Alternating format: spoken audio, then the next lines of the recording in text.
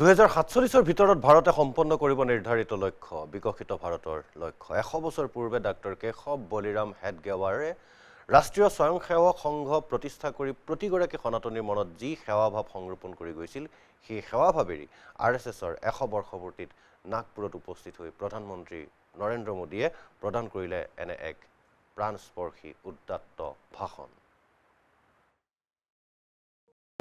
প্ৰতিবেদনৰ আৰম্ভণিতেই দেৱনাগিৰি লিপিৰে লিখিত এইসমূহ হাতৰ আখৰলৈ মন কৰক। ৰাষ্ট্ৰবাদ আৰু ভাৰতীয় সংস্কৃতিৰ কথা উল্লেখ থকা এই হাতৰ আখৰ বহুলোকে স্বচক্ষে কেতিয়াও প্ৰত্যক্ষ কৰিবলৈ সুবিধা পোৱা নাই। এয়া হৈছে দেশৰ প্ৰধানমন্ত্ৰী নৰেন্দ্ৰ মোদীৰ হাতৰ আখৰ। প্ৰধানমন্ত্ৰী হিচাপে এটা দশকৰ অন্তত নাগপুৰত মোদী, ৰাষ্ট্ৰীয় স্বয়ংসেৱক সংঘৰ মুখ্য কাৰ্যালয়ত প্ৰধানমন্ত্ৰী মোদী। নাগপুৰত মহাৰাষ্ট্ৰৰ মুখ্যমন্ত্ৰীৰ সৈতে বিশাল ৰোড শ্ব'ৰে ৰাষ্ট্ৰীয় স্বয়ংসেৱক সংঘ চমুকৈ আৰএছএছৰ মুখ্য কাৰ্যালয়ত উপস্থিত হয় প্ৰধানমন্ত্ৰী। আৰএছএছৰ প্ৰথমগৰাকী প্ৰধান ডাক্তৰ কেশৱ বলিৰাম হেডগেৱাৰৰ স্মৃতিসৌধত উপস্থিত হয় নৰেন্দ্ৰ মোদী। পূৰ্বে কেতিয়াও প্ৰত্যক্ষ নকৰা এক বিৰল মুহূৰ্তৰ সাক্ষীৰ হৈ ৰ'ল সমগ্ৰ দেশবাসী। প্ৰধানমন্ত্ৰীগৰাকীক সংগ দিয়ে আৰএছএছৰ বৰ্তমানৰ প্ৰধান ডক্টৰ মোহন ভাগৱতকে ধৰি কেন্দ্ৰীয় মন্ত্ৰী নীতিন গাডকাৰীয়ে।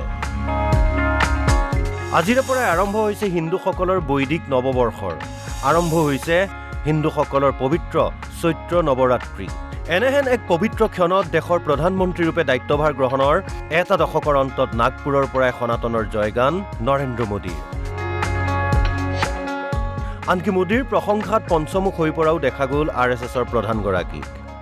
आपके और माननीय प्रधानमंत्री जी के बीच ज्यादा खड़ा न रहते हुए, क्योंकि उनको सुनने की आज मुझे भी उत्सुकता है, मैं मेरे शब्द को विराम देता। বৈদিক কালচক্ৰৰ আন এক মহান সময়ৰো আৰম্ভণি এয়া। হিন্দুসকলৰ বাবে এই সময় হ'ব অতি মহত্বপূৰ্ণ। চলিত বৰ্ষৰ পৰাই আৰএছএছে ভৰি দিব শতবৰ্ষত। অতি শৃংখলাবদ্ধ আৰু নিয়ন্ত্ৰিত জীৱন ধাৰণ পদ্ধতি সংঘৰ প্ৰতিগৰাকী সদস্যৰে জীৱনৰ অভিন্ন অংগ বুলি অভিহিত কৰিলে আৰএছএছৰ এগৰাকী নেতাই। इसलिए जब आज चैत्र शुक्ल प्रतिपदा, आज से संवत भी बदलने वाला है, युगाब्द भी बदलने वाला है, तो ऐसा ये जो शुभ दिन है सृष्टि की रचना से लेकर आज तक का एक विशाल काल गणना भारत के ऋषि मुनियों ने चंद्रमा सूर्य की गति को केंद्रित करते हुए संपूर्ण ऐसे खगोल शास्त्रियों ने और एक वैज्ञानिक दृष्टिकोण ध्यान में रखते हुए सूक्ष्म से सूक्ष्म इकाई की गणना करके भारत की काल गणना संपूर्ण विश्व के सामने रखी है। নাগপুৰত উপস্থিত হৈ দেশবাসীক সম্বোধন কৰে প্ৰধানমন্ত্ৰী নৰেন্দ্ৰ মোদীয়ে। সমান্তৰালভাৱে প্ৰধানমন্ত্ৰীগৰাকীয়ে পৰিদৰ্শন কৰে ডক্টৰ ভীমৰাও ৰামজী আম্বেদকাৰৰ স্মৃতিসৌধকে ধৰি বৌদ্ধসকলৰ পবিত্ৰ স্থল দীক্ষাভূমিও। বৌদ্ধ ভিক্ষুসকলৰ পৰা আশীৰ্বাদো গ্ৰহণ কৰে প্ৰধানমন্ত্ৰীয়ে।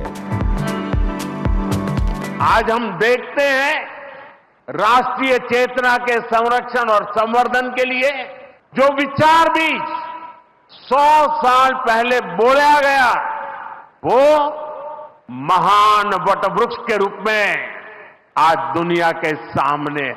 सिद्धांत और आदर्श इस वटवृक्ष को ऊंचाई देते हैं।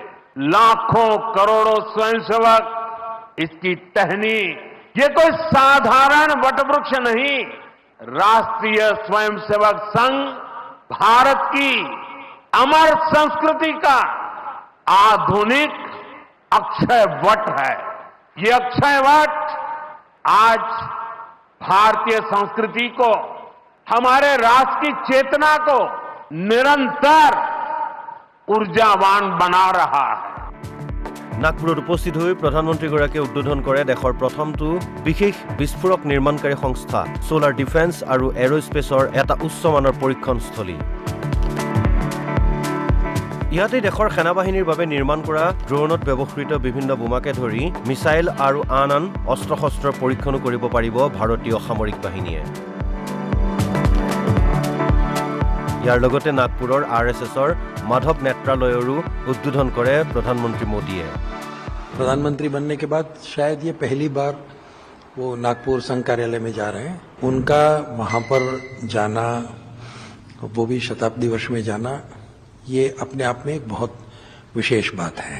सरकार का जो काम है एक वैभव संपन्न राष्ट्र बनाना, शक्तिशाली देश बनाना और 2047 में एक विकसित भारत बनाना, ये वास्तव में देखा जाए तो संघ के ही विचार का एक दृष्टि से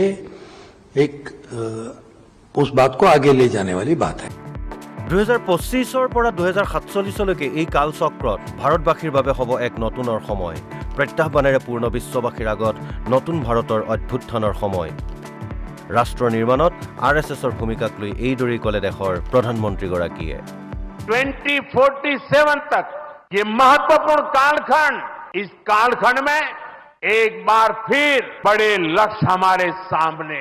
कभी पूज्य गुरुजी ने एक पत्र में लिखा था, मैं अपने भव्य राष्ट्र प्रसाद की नींव में एक छोटा सा पत्थर बनकर रहना चाहता। हमें सेवा के अपने संकल्प को हमेशा प्रज्वलित रखना है, हमें अपने परिश्रम को बनाए रखना है, हमें विकसित भारत के स्वप्न को साकार करना है। और जैसा मैंने अयोध्या में प्रभु श्री राम के मंदिर के नवनिर्माण पर कहा था, हमें अगले 1000 वर्षों के सशक्त भारत की नींव भी रखनी है। मुझे विश्वास है पूज्य डॉक्टर साहब, पूज्य गुरुजी जैसी विभूतियों का मार्गदर्शन हमें निरंतर सामर्थ्य देगा।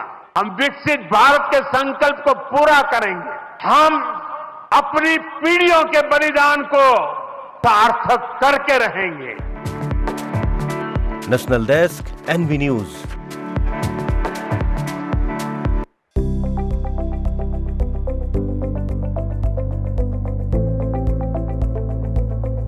NB নিউজ, সহজ সৰল ভাষাত নৱভাৰতৰ কথা।